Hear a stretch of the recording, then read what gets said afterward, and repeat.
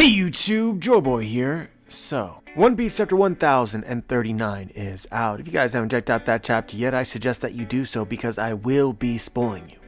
But now that you have, let's begin. I feel like it's not controversial to say that this is one of the best fights in all of One Piece. I mean, first off, you gotta start off with the powers, because the powers are just incredibly cool. There's no objective measure here, it's just subjectively awesome. Now, can I actually explain what Law is doing? No, I can't do that. I wish somebody would explain to me what the hell is going on. It's so cool, but I don't get it. I feel like I failed you.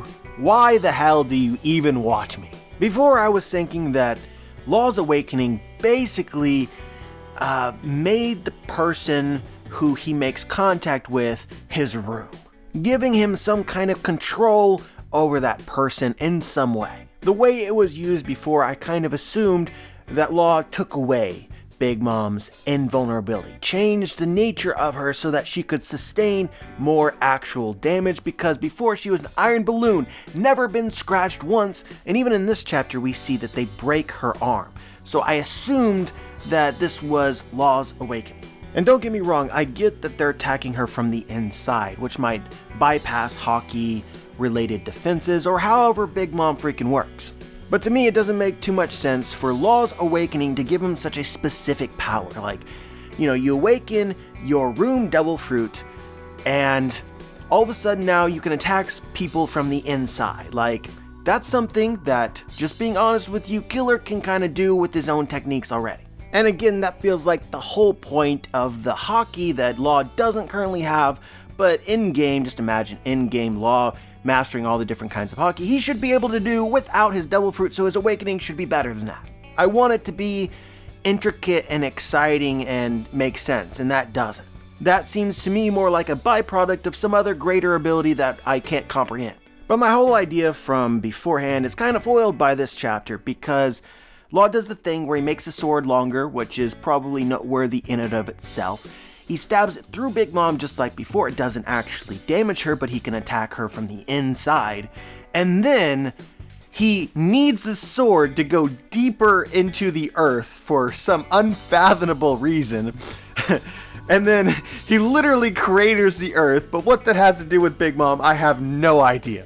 Please help me. Help me. I'm struggling. So I'm just going to give you my updated headcanon based on what's happened here, but I want you to understand that it's probably unsatisfying and very wrong, but I'm trying.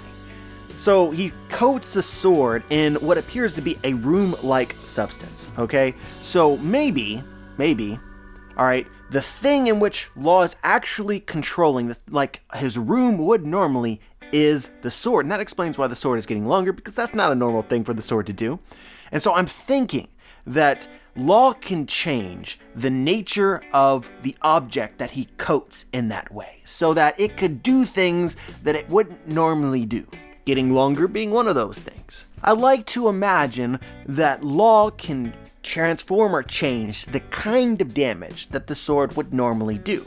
So usually with the sword pokey, alright, it's like stabbing damage, okay? But it's clearly not doing that, right? Because it goes through Big Mom and she can't feel it. So no stabby damage is being inflicted. I hope you guys are following. So I imagine that the damage is transformed into like explosion damage, hence the crater. I've played a lot of card games, alright, also video games and board games. I understand that sometimes they classify the kind of damage, and certain characters are like weak to certain kinds of damage. I can then apply this to One Piece in some absurd sense. So Law transforms the kind of damage from stabbing damage to explosion damage. Because the sword no longer stabs, it's able to go through Big Mom for Haki reasons. But it doesn't inflict any damage, because it's now an explosion sword. Or probably, more accurately, given all the sexual innuendo in this chapter, it's a vibration sword.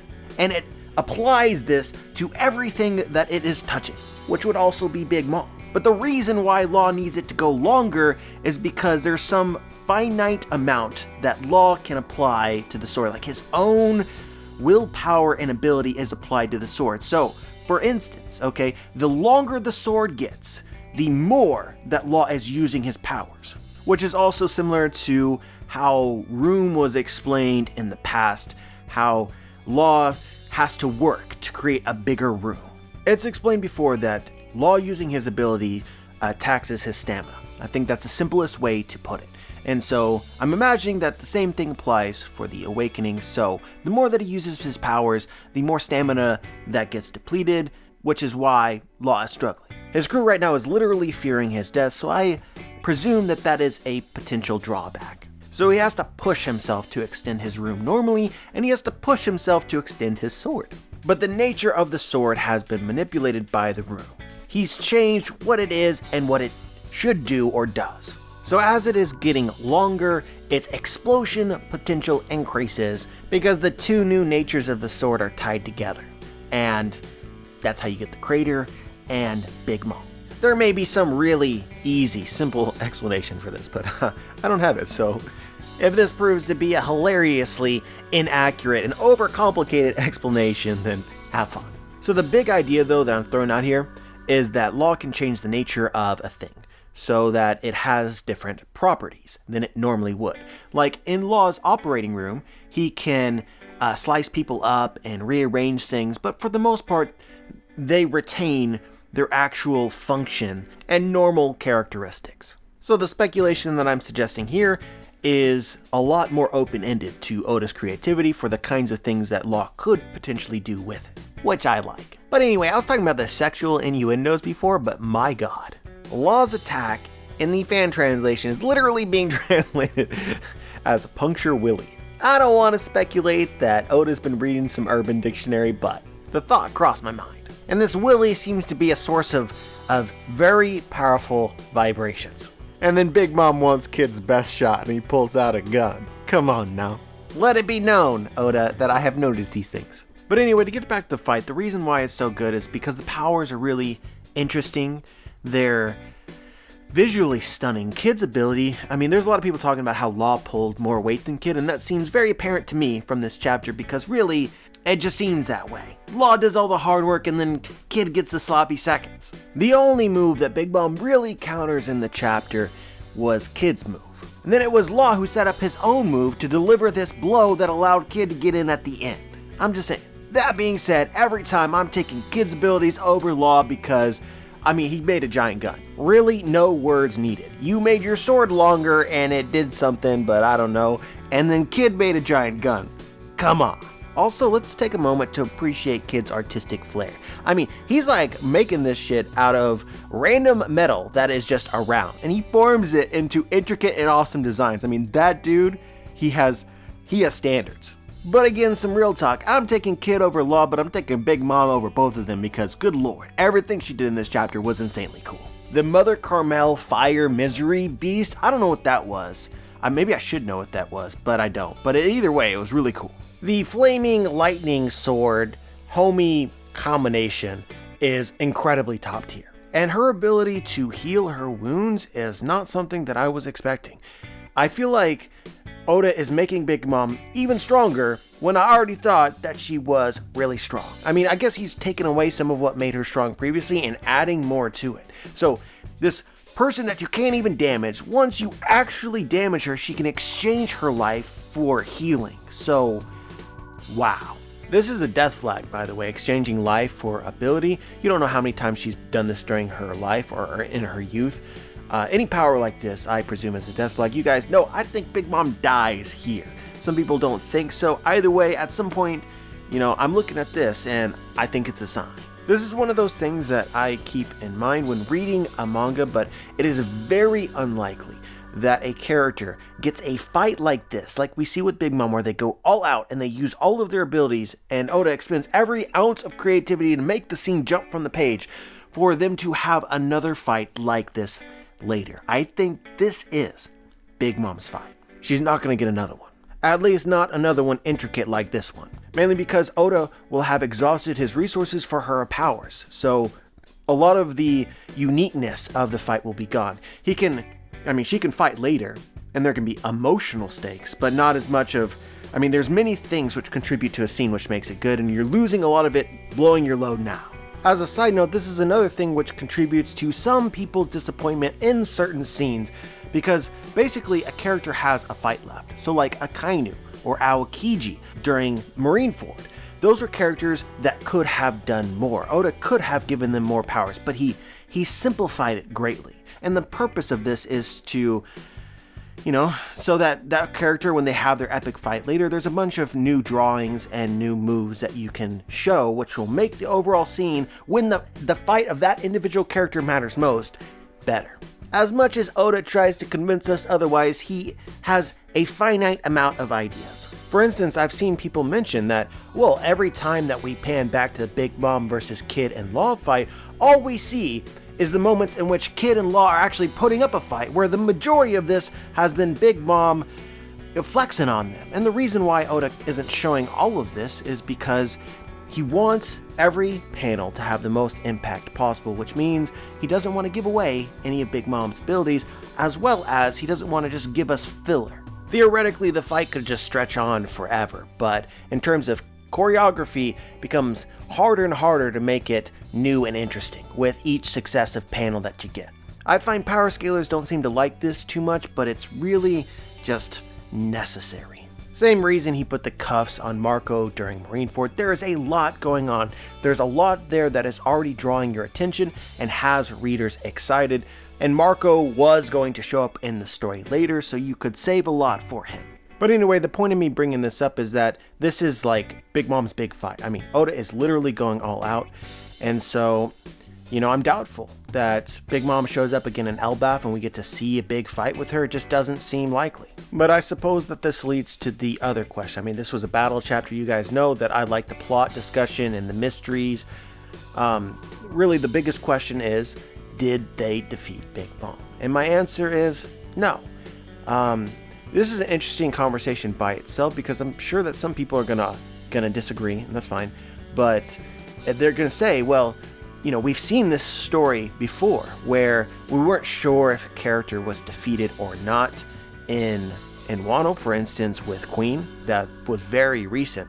And so it turned out that that person was actually defeated. And so you could argue, well, we've seen this before. Big Mom, this is their final attack. Big Mom is now defeated. But for me, storytelling is all about managing expectations. It's about creating expectations and then, either delivering or subverting. When people think that they figured out what's going on, you pull the rug out from under them. In this case, I prefer that Big Mom is not defeated here. That is my bias.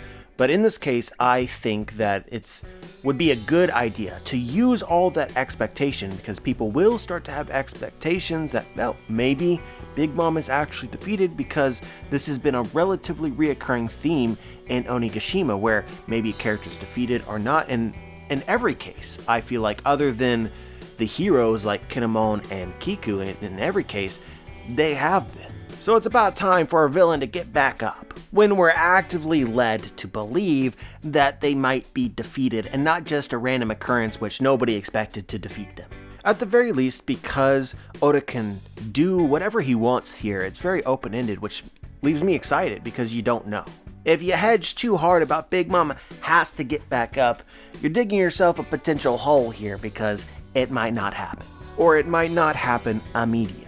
But I definitely say that I absolutely prefer that Big Mom get back up. I think from a narrative standpoint, based on my read of the story and what's going on now, that would create the most tension, which, people have talked about tension, like the fight lacks tension, mainly because it's been too easy for the allies. The villains haven't gotten enough wins. It's been win after win after win stacked on the ally side.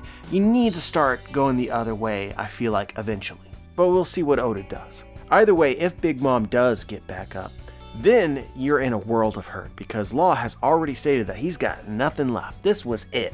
This was his final, I put everything into this. He said this verbatim, so if Big Mom gets back up, the oh man feeling is going to be pretty strong.